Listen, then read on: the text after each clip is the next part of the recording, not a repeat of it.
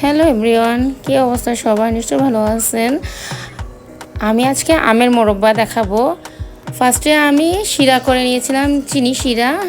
শিরাতে আমি এলাচ দারচিনি দিয়েছিলাম। আমগুলা কেটে রেখেছিলাম, টক পানি আলাদাভাবে ছেঁকে নিয়েছিলাম। সিরকা দিয়ে দিলাম। আমি সিদ্ধ করে নেব। তারপর এই যে মোরব্বা হয়ে গেল, কত সুন্দর, অনেক মজাদার।